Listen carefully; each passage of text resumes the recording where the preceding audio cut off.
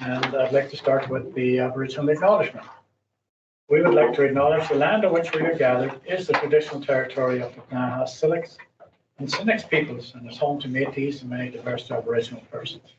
We honour their connection to the land, rivers, and respect the importance of the environment to our strength as a community. And with that, I'd like a motion to adopt the agenda, please. Liz? Susan, thank you. All in favour? Thank you very much.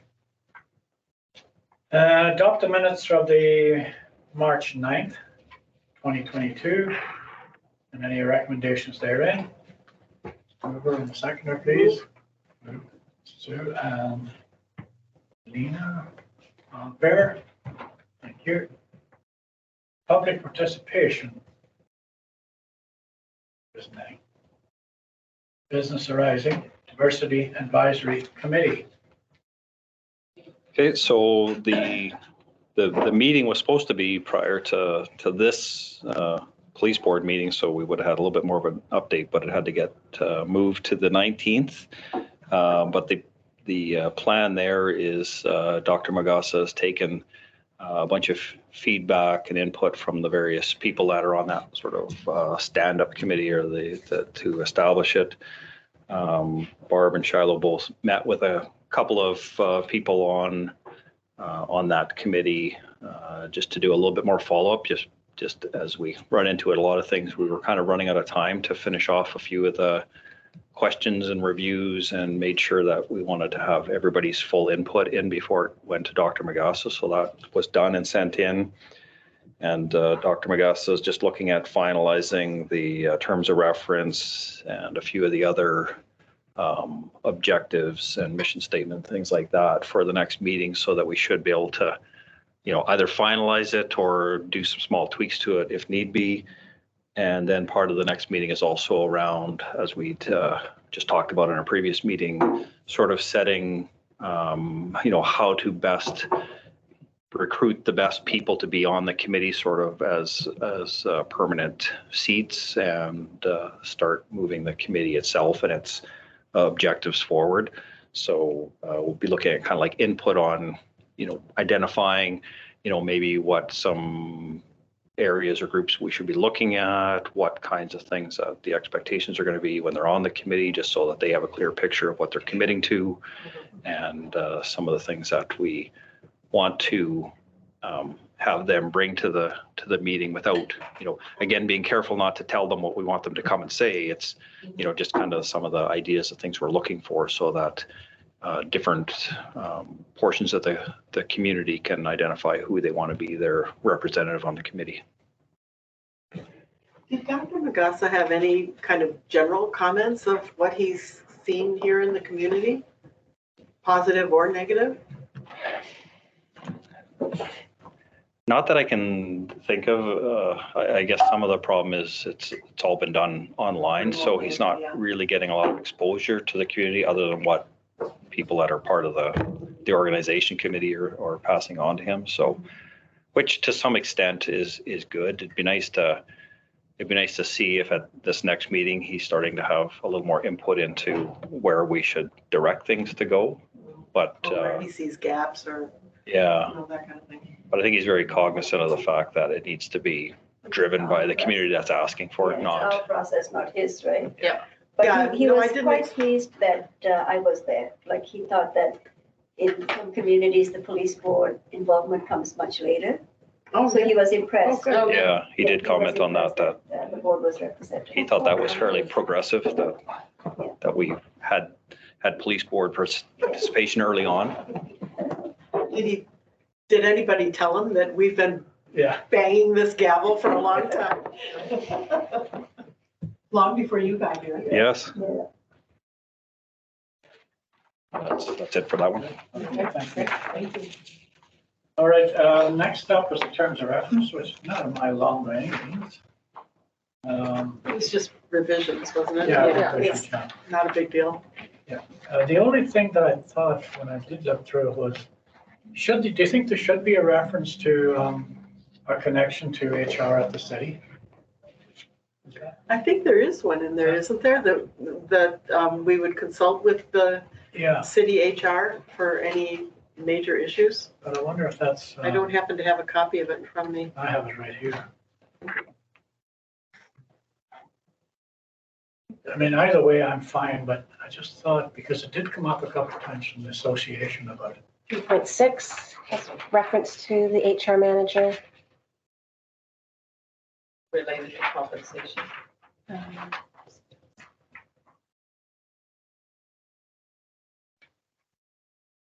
What was it? That's Joe? 3.6, Yeah, 3.6, consult the finance.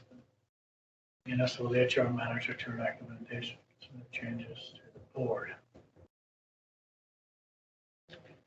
That might be sufficient, I guess. Yeah, I guess that's fine. That's only related to compensation. Yeah. And it's not that big a deal. I just thought we should. I think Joanna, Yeah, I know, but some people are pushing back saying, you know, city's separate from, you know. Jeepers, do you want to fund an HR manager for the? Not at all. Yeah. No, we don't. Exactly. Exactly, yeah. So, sorry, can you just say a little bit more about that? Like, you think it's a good idea having in here so it's clear for whoever, you know, uses this policy in the future that HR is an advisor to this committee? Yeah, I think so. Yeah. So consult with finance committee and municipal HR manager to recommend compensation changes to the board. So, I mean, that's, you know, I'm just wondering. It's only one That's one aspect. area. Yeah, only one aspect. I'm just wondering, just for HR in general, if that should be kind of highlighted that, Yeah. you know, Keep it a that. bit open, like. Yeah, exactly. So I'm not sure what the wording for that would look like, but Okay, well, how about we pass the recommendation and I will add that wording okay. Yeah. that, you know, for any personnel issues that the HR manager, the municipal HR manager will be consulted. Consultant, yeah. Exactly, yeah. Okay, Thank you. But this terms of reference, it sounds like we're only using it for For the hiring committee. the chief. Pardon? that's true. So, and it, because it said the chief constable is the only employee, all other HR activities or issues with the department are the responsibility of the chief constable. Mhm. So if we're saying that we'll consult them on any, Well, it could be related to personal, Yeah, like if we had questions around how to handle something that wasn't compensation related with our chief, we'd be consulting with our HR advisor. but that's outside of this, because we're saying he has all the responsibility for that, so it doesn't. No, I'm saying so related it's to on the- here. To the chief. Okay. In other words, if Like we it could be had, hiring, you know, or it could be something else, right? Because if But our- it's only pertaining to the chief. I not got all it. Personnel. Okay, Yeah. just once you said personnel, I thought you meant the broader personnel. oh, no, no, And she was involved in being hiring the Yeah, chief. yeah. Yeah, it shouldn't just be We compensation Yeah, issues. it should be. So you got it, right? Yeah. have I think that's fair. limited influence over anything other than the chief. Very little. Yeah. Sadly, Thank you goodness. can't get any help from us on all those other things. Okay, so we move accept. Still ask. Yeah. Move receipt of the terms of reference then, please, somebody. Needed, and seconded by Jane. Thank you very much. All in favor? Thanks. All right. The financial report. Okay, a couple of changes. I put it so that's hopefully, at least in my mind, it's more intuitive where it's showing the progression of the budget being spent other than the other way around where it's kind of a countdown. And I mean, it's just, I kind of guess what you get used to, but to me, it makes more sense just to see how much of the budget's been actually spent, and it lines up with the target where we should be at with the budget expenditures to this point in the year. So we should be at almost 25% of the budget spent to date. Fortunately, we're slightly under budget, but pretty much on course. We've got a couple of things that sort of jump out when you first look at them.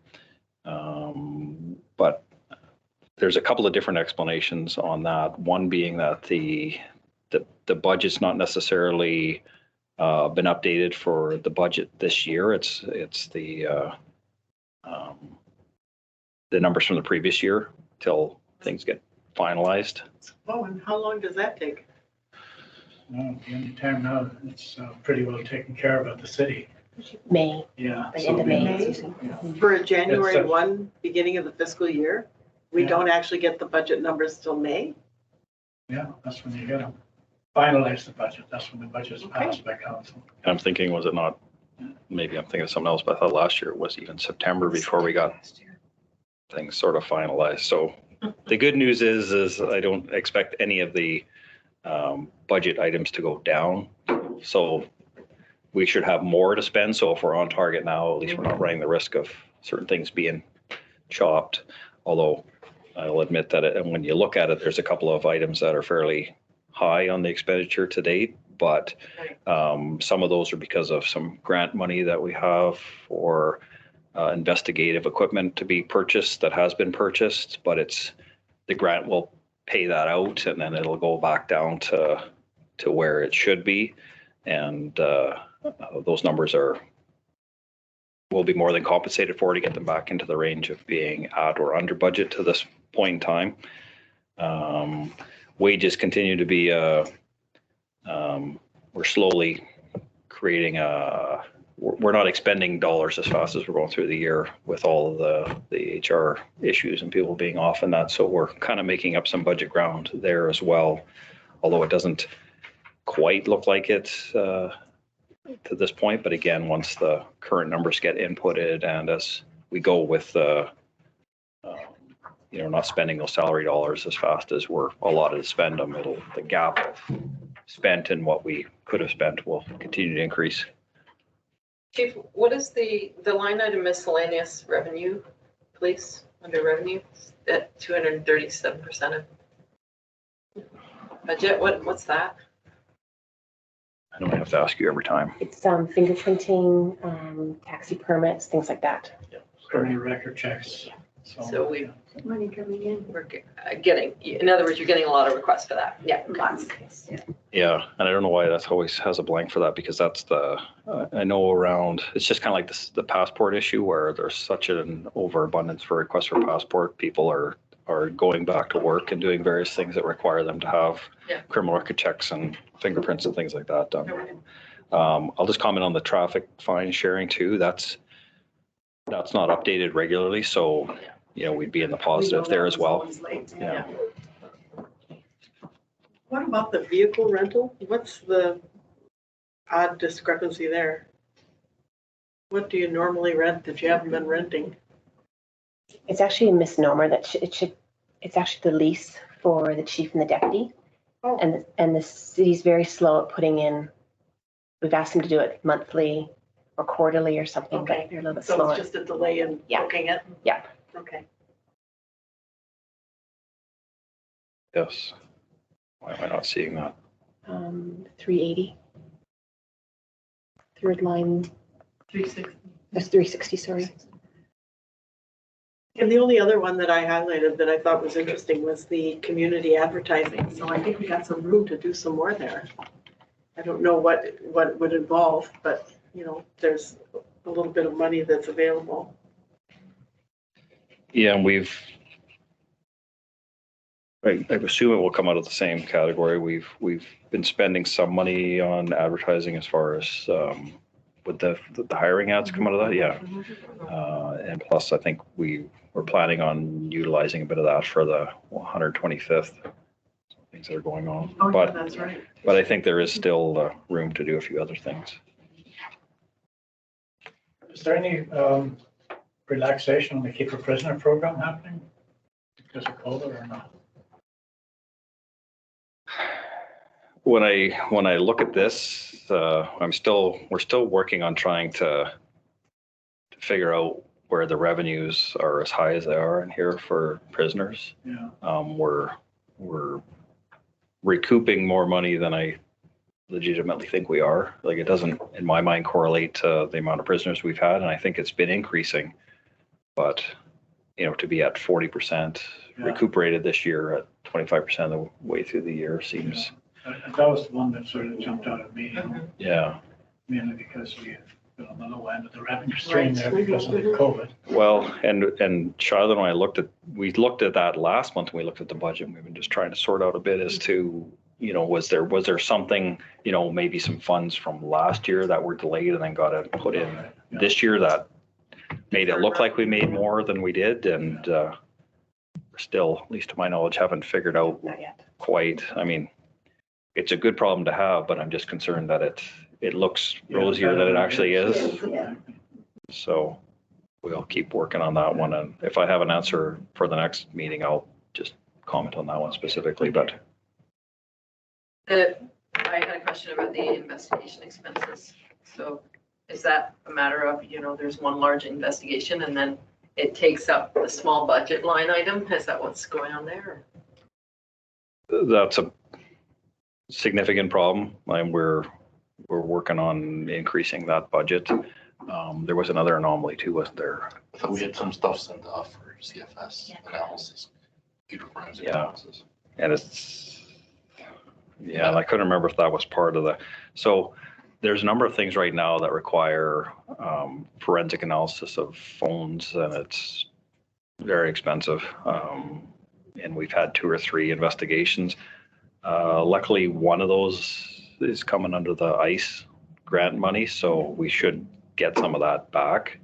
But 2 other ones are investigations conducted from here, and you're talking like $8,000 or $10,000 to get into a computer and clone it or pull the data off and image it, and then have somebody analyze it to the point of they're not doing the complete analysis of it, but they're analyzing it to the point where it's broken down and laid out where it can come back to us, and then the detectives will go through all the data and stuff that was on it. But it's a scary situation, and it burns up that line item pretty quickly. So if we have too many investigations that require us to get into phones and computers, it'll quickly eat that up. But unfortunately, it's kind of the trend of the. Judging on your report of the last meeting about cybercrime and so forth. Yeah. Clearly. Thank you. Any further questions on the budget? Hearing none, would somebody like to move receipt, please? Liz, thank you. Lena, second, all in favor? Carried. Thanks very much. All right. 6B, C, D, and 7, 8, 9. Yeah. So BCA, MCP, BCACP, the two dominating areas of the last couple of meetings have been around the ECOMs, their dispatch center. Had a pretty lengthy presentation on that. I would say probably an understanding and appreciation for having an in-house dispatch is always reinforced. I think the deputy would say the same thing. There was quite a few issues with ECOMs and drop calls and issues, and just problems on the service end of things, which translated into issues with the police response to calls and stuff. There's a few more details in there, and I think I'll probably share them in the in-camera meeting just because it was an in-camera session. But that was kind of the main crux of how to move forward with ECOMs and make it a more effective service, and the police working with them to deal with some of those gaps, and probably a little bit of public awareness of some of the issues that they're running into. And the other one was the Justice Institute, British Columbia, and the training, and just an update on some of the training programs there, where the current courses are. They've had a recent graduation, which Raj and I were talking about this today, just that some of the numbers were down a bit in this class, and we were trying to figure out why, because I don't think there's a shortage of people needing training, and we sort of got one seat reserved for us on every class, and then it's up to us to either say we want it or don't want it. And I know quite regularly, they want an update as to whether we need it because they've got other people on waiting lists. And, you know, in particular, with Surrey coming online, they're putting a lot of recruits through trying to get training to get that police force up and running. So again, we weren't sure if it was some COVID issues or something that specifically brought it down. Again, some updates on funding in different areas of the province that, you know, where new funding that's required may be coming from, but still in the sort of discussion phases. Raj, anything else you can think of as far as EGI went? Yeah, as I said, and then there was just, every department kind of does their own update of what's going on, but nothing significant that jumps out for me on that one. On the community policing front, as has been sort of the update every meeting, some of our 125th anniversary stuff keeps moving forward. We've got the gala set now.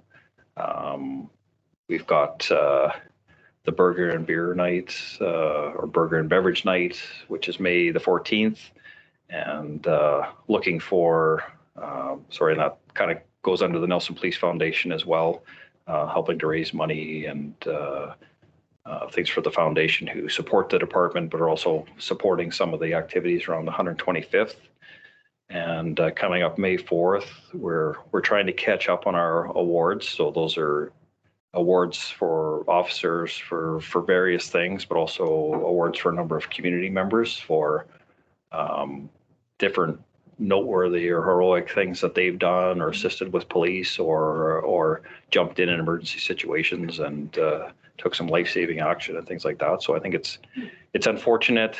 It's been pushed back a few times, but we wanted to make sure that we did it properly and that it was in person. So we have a date of May the 4th, and we're looking for some of the awards are either from the board or nominated by the board, and other ones are, you know, in cooperation with the board. So we're looking for some volunteers that would like to come to that event and help in presenting some of those awards. So Charlotte can give you the list of kind of how many different awards and which awards they are, if there's any you want to particularly want to have an interest in.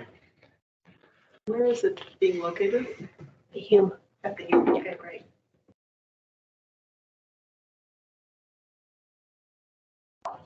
Anything else on the foundation I'm missing? I was thinking about foundation today, actually, Shiloh, and I should maybe make a note of this. There's probably projects that you're raising funds for that you may be able to get on the Columbia Basin Trust initiative grants to match them.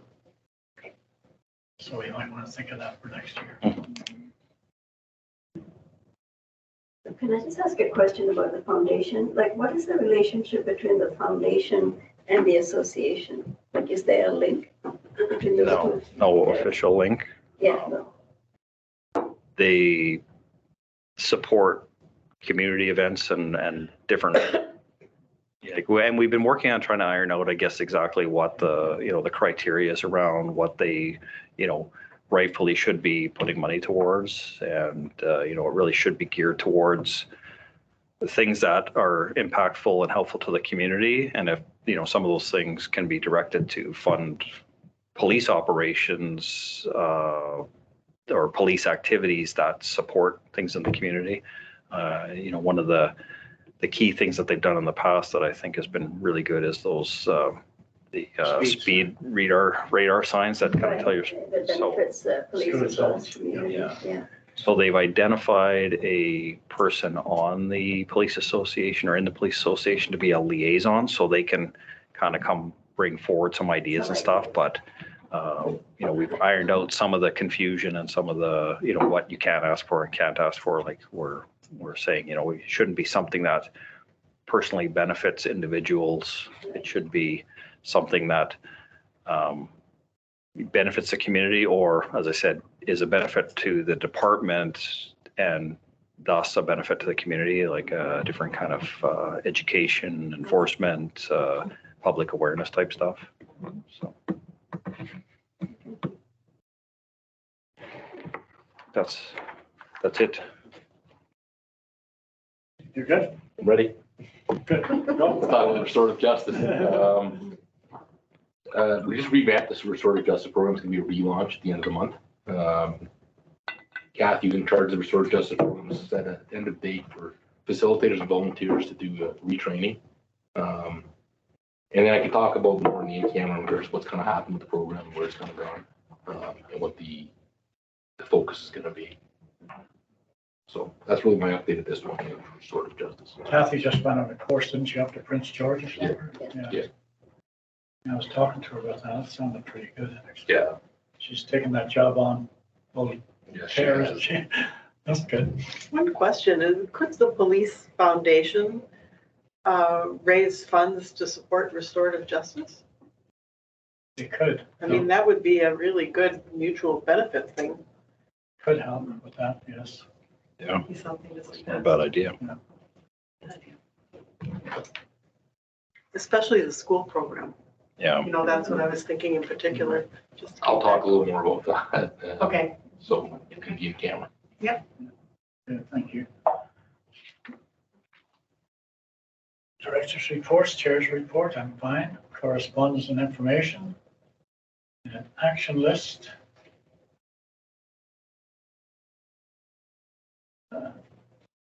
Action items list is right there. And we had an update on the I think diversity. we're good, advisory except that we committee. have to start doing strategic planning, right? You have to plan for it. Yeah. In June. June. Okay, so move to see the action items, please. Jan and Liz, thank you very much. All in favor? Carried. Thanks. Do we need to actually move that? I mean, it's the same thing every month. Well, that's common practice at the municipal level, but maybe not with this board. Okay, that's fine. I don't care. So that everybody knows we got them and they hopefully take a look at them. So let's look at them, that's it. Yeah. New business, next meeting, adjournment. Motion to adjourn, please. Dina, Second. Sue, thank you. All in favor? There you go. Now we're challenged to get